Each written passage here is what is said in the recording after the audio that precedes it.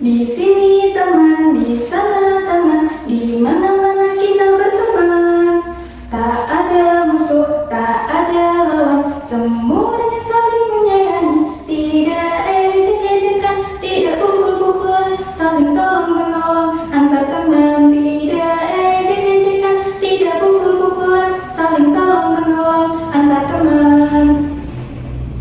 Assalamualaikum warahmatullahi wabarakatuh. Halo teman-teman semuanya.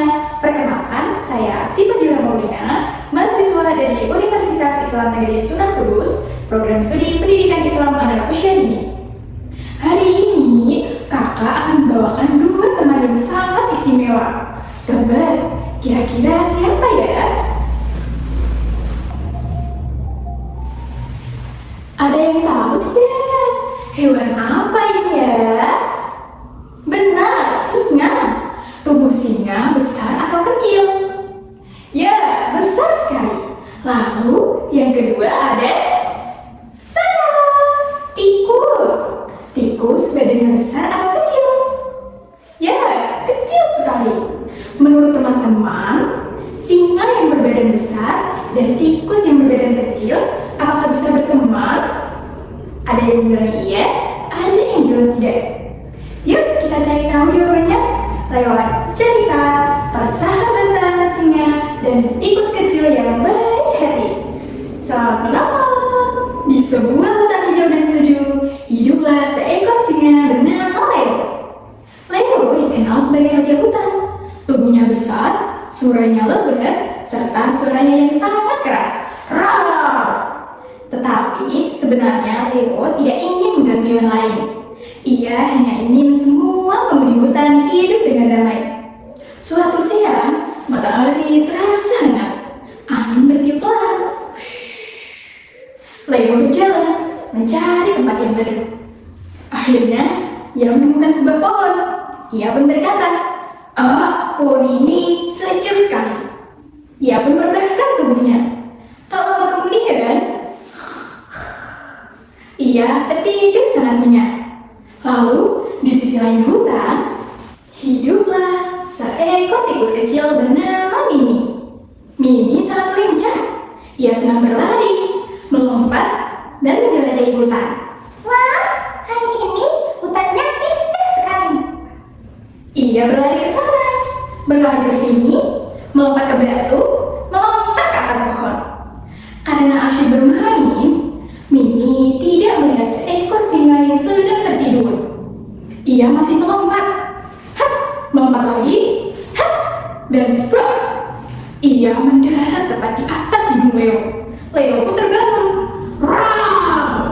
Seluruh hutan bergema. Mimi pun terkejut. Aduh! Leo pun menangkap Mimi dengan telapak kakinya. Wahai tikus kecil, mengapa kamu ganggu tidurku?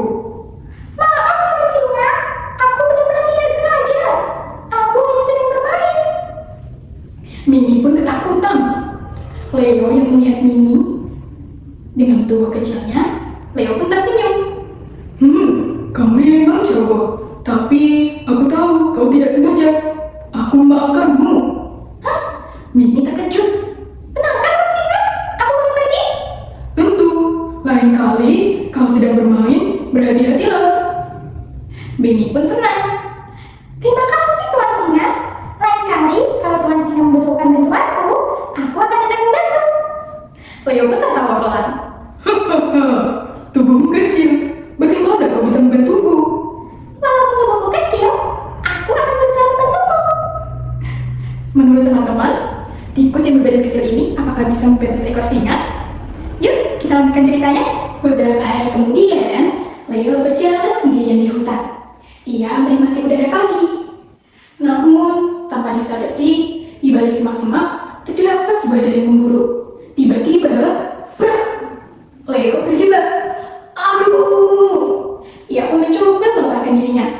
Ia mendorong jaring, menarik jaring. Tetapi, semakin ia bergerak, semakin kuat jaring itu mengikat tubuhnya. Ia pun mulai panik. Tolong! Tolong! Tolong aku! Suara Leo menggema seluruh hutan. Mimi yang sedang mencari makanan berhenti. Itu suara Tuan Singa. Tanpa berpikir lama, Mimi segera berlari mencari Leo. Walaupun tubuhnya kecil, ia tetap berusaha berlari. Sampai akhirnya ia menemukan Leo. Tuan singa! Leo terlihat sedih. Mimi, tolong aku terjebak. Mimi berkata dengan yakin. Jangan takut Tuan singa, aku akan membantu. Leo merasa heran. Bagaimana caranya kamu membantuku? Mimi pun tersenyum. Lihat saja. Mimi mulai menggigit tali-tali jari tersebut. Sedikit demi sedikit. Ayo teman-teman, kita semangati Mimi. Ikuti kami ya. Semangat Mimi, semangat Mimi. Ia pun berusaha menggigit tali tersebut. Walaupun ia lelah, ia tidak menyerah. Sampai akhirnya, semua tali jari tersebut putus.